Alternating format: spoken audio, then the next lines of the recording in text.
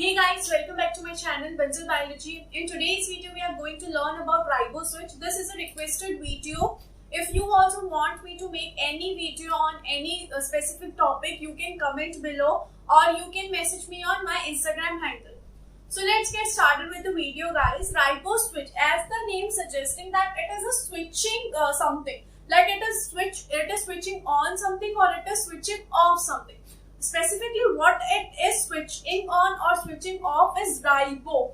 And here, what is ribo? Ribo is ribosome, or we can say ribosome binding site. We will see about this in some time. First of all, we'll see some basic things. That thing is that we all know that DNA is transcripted into the mRNA and mRNA is translated into the proteins. This is a simple basic thing that I guess all of you should be know, that DNA by transcription process it forms a RNA, specifically mRNA, and mRNA by translation form proteins. This is a simple basic molecular biology. Now we will see what this riboswitch does. If we see a simple structure of mRNA, if we say that this is an mRNA, then mRNA is from 5' to 3'. This mRNA will be responsible for the formation of proteins. But this whole mRNA is not translated into the protein. Some of the region is not translated in the protein. That region is known as untranslated region. It is present on the 5' region as well as it is present on the 3' region. So the region that is not translated into the proteins are known as UTR. This is 5' UTR and this is 3' UTR. What is UTR? UTR is untranslated region. This is not going to translate into proteins. So what is the benefit of this? Why this is present in a mRNA or any RNA? So it is present in the mRNA because this consists of specific sequence that are important for the regulation of gene expression or regulation of the mRNA expression. That mRNA will be expressed or mRNA will not be expressed. To check all these things, the untranslated region is present. So in untranslated region, there is a specific location present that is known as Sine-Dalgarno sequence. What this is? This is known as Sine-Dalgarno sequence. What does this Sine-Dalgarno sequence does? What is the role of this? As the mRNA is translated into the protein, the molecule that are responsible for this is ribosome. Ribosome is responsible for the translation of the mRNA into protein. And this ribosome binds at the Sine-Dalgarno sequence. It has to bind to the mRNA at specific location, and the specific location at that ribosome binds is the Sine-Dalgarno sequence. So at here, the ribosome will bind.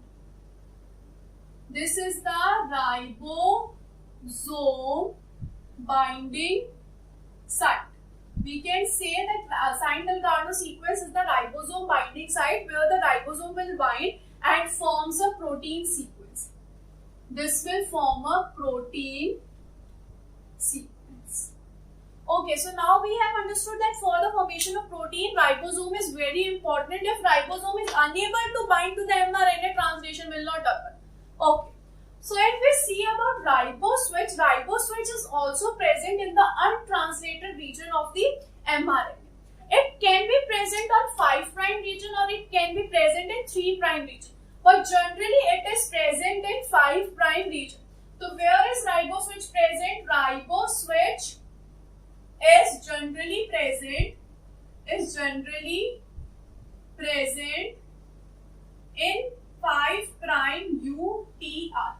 Plus, by the name of Sine-Dalgarno sequence, you must have known that Sine-Dalgarno sequence is present in only prokaryotic cells. It is not present in eukaryotic cells.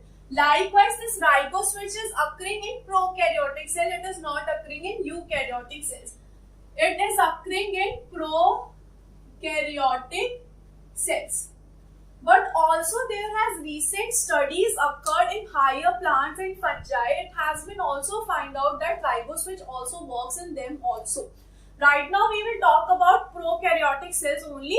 That how riboswitch works in prokaryotic prokaryotic cell, and how it helps in translation, switching on and switching off. Okay, so riboswitch is useful in the on-off of translation. It will help in on or offing of translation. Let's see how. If we see the structure of riboswitch consists of two domains. Riboswitch consists of two domains. First domain is aptamer domain, and the second domain is expression domain. Two domains are present in riboswitch.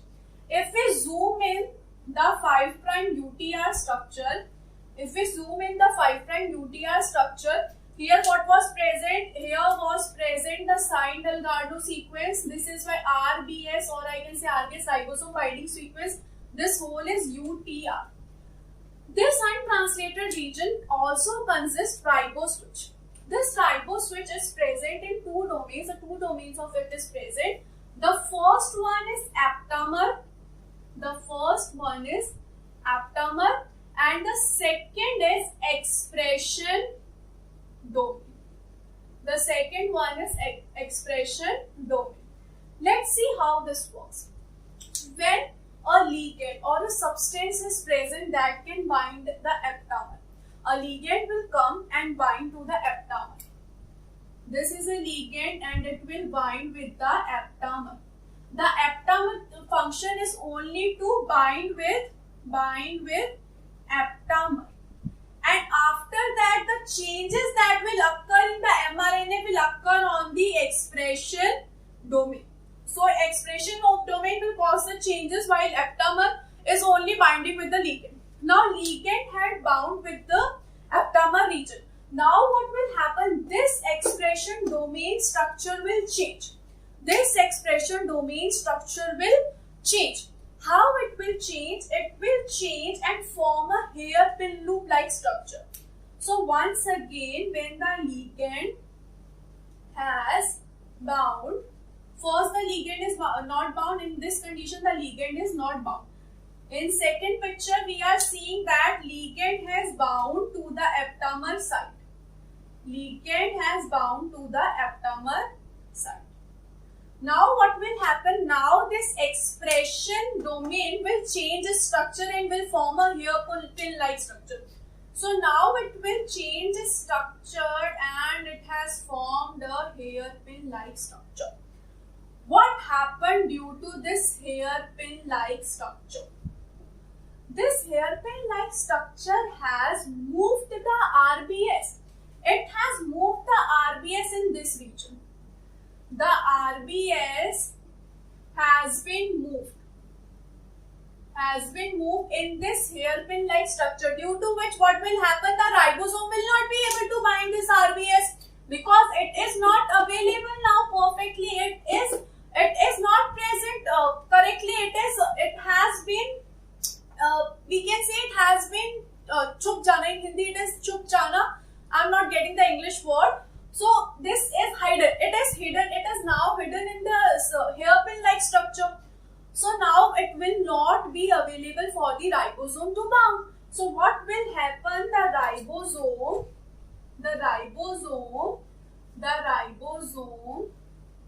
will not be able to bind at RBS.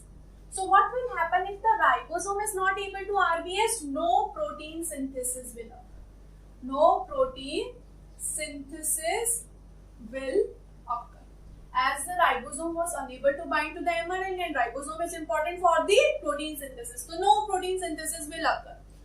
So this ligand has blocked the formation of protein synthesis. So now the gene expression is switched off. In this, the gene expression is off in this condition. In this condition, the gene expression was on. So I hope this is very clear how ribozymes work. How riboswitch works.